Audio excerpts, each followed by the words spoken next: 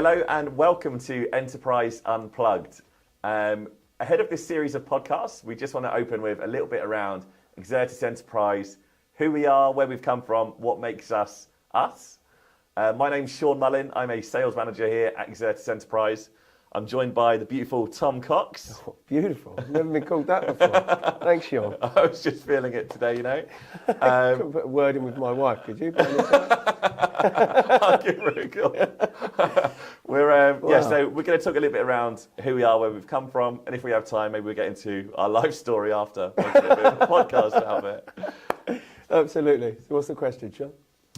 So can you kick off, Tom, by giving us a little bit of an intro to, I guess, who Exertis Enterprise are, where we've come from, the roots, going back to your long history in IT. Oh, wow. Not that long.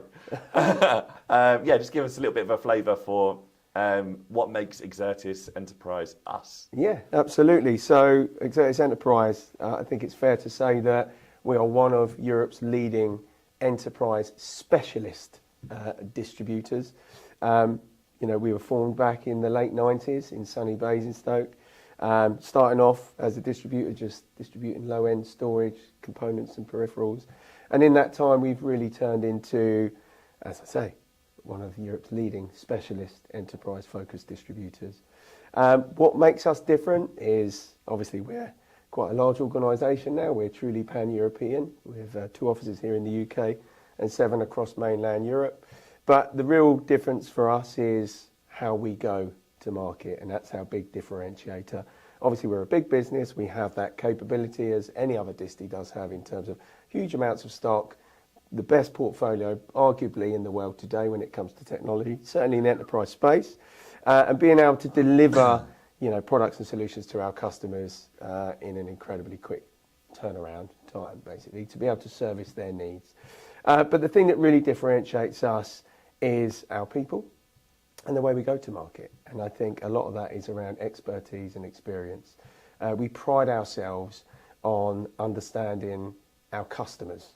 And that's an easy thing to say, but I don't just mean understanding our customers. I mean understanding the environments they sell into, the challenges they face, all the way down to application level. And with the experience and expertise we have within our business, enabling them to overcome those challenges, whatever they may be. Got you. Thanks very much, Tom. So can you give me a little bit of a flavour for who those customers are, what kind of segments we're playing in, what kind of markets we're addressing today?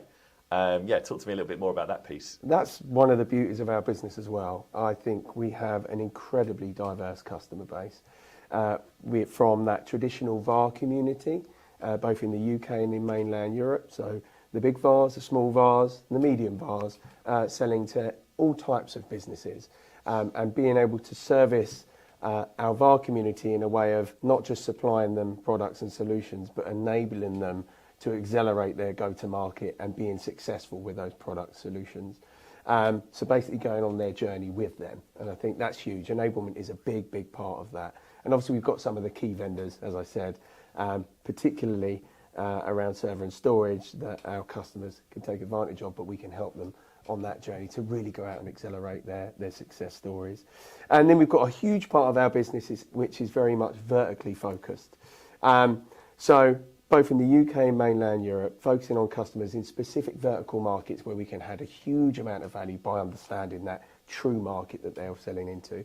So just an example of that, we've seen some huge success in areas like CSP in data center, M&E, broadcast, finance, high performance compute, security, and we do a huge amount of work in that OEM space with ISVs that are basically looking to build appliances to enable them to take their application or their software or their solution to market quickly, efficiently and successfully. So we have a really diverse customer base across a huge European footprint.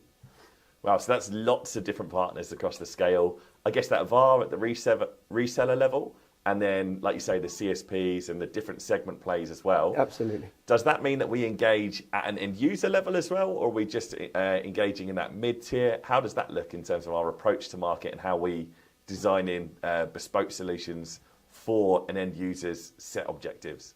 Well, that's, once again, that's down to that customer demographic, right? So 9 times out of 10, when you're selling into that VAR community, they've got the relationship directly with that end user. Some of the value that we offer out to our resellers is Certainly when it comes to real technical-based, complex conversations, they can utilise the skill set that we have within our business. We've got no problem with that, and that's something that we try to promote and push onto our partners, where our own internal employees, our subject matter experts, will go in with the brand, the name of our VAR, and represent them in an opportunity if it's required. Then when you look at that different vertical type customer, a lot of them customers are then selling to a huge kind of custom community in their own right, but they are kind of classed as the reseller. So if you're selling to, as an example, a CSP, they're servicing thousands of customers, doing many different types of use cases. It depends what level of service they're offering. So in that instance, we're speaking directly to the cloud service provider, of course. If you look at specialist resellers, so you get a lot of specialist resellers when it comes to finance, high performance compute, M&E and broadcast in particular, and security. They have their own kind of customer community that they're servicing. So we're always speaking directly to the partner, never directly to the end user, unless we're asked to do so.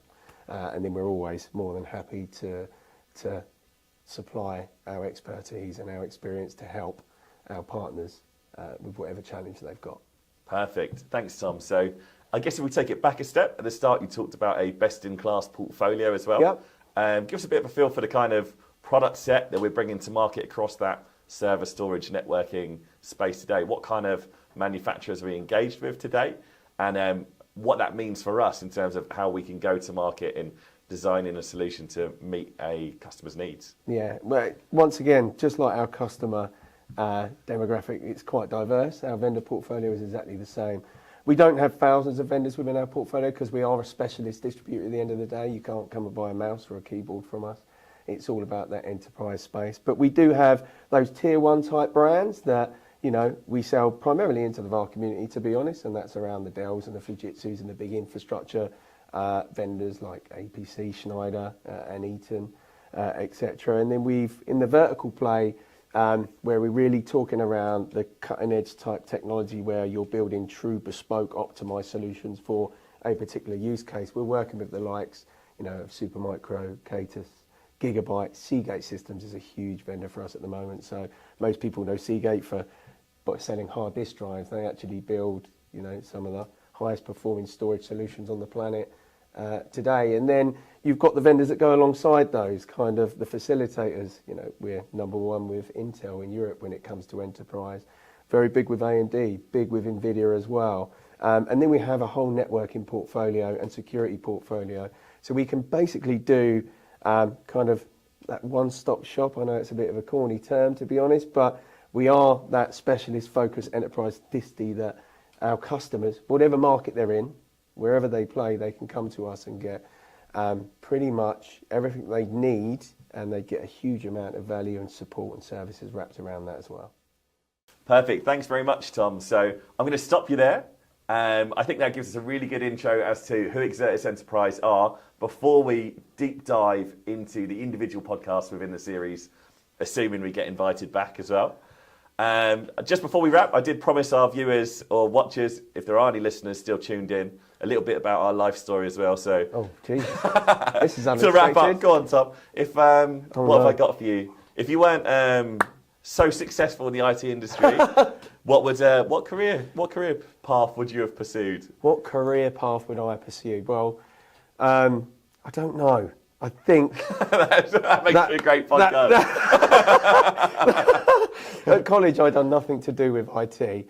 But look, what I would have loved to have done was have been introduced to golf at a much earlier age than 40, because I'm obsessed with it. Stop it, you're not 40. I'm obsessed. And I was introduced to it at 40. I've been playing 5 years. Obviously, there was a bit of COVID in the middle as well, right?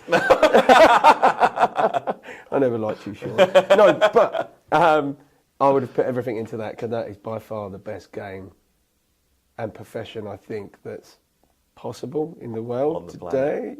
Come on. You never see them playing rain, do you? They've always got a lovely tan, and they play for like 3 or 4 days a week. That's it. Not a bad gig. Maybe I could be your caddy. Yeah. Something like that. You carry the water. You'd have to enjoy my chat all day. Carry the water. That's even worse than you got it now. Quality H2O, my friend. I think that's probably a good place to pause. Thank you so much for joining us. Thanks for tuning in. Please do keep an eye out on LinkedIn, across your socials, for the series of podcasts that are coming out. Get your notifications on. There's some really exciting topics coming up. You'll be seeing our beautiful faces again, and I'm sure you'll be seeing... That was a bit bold, wasn't it? That's very I'm sure you'll be seeing... Have you looked in the mirror recently? Have you looked in the mirror? And my cheesy grin plastered all over the socials, driving some traffic to come and watch us. Thanks for tuning in. The smile, the myth, the legend. Sean Mullins. That was a little bit bold. Our beautiful faces.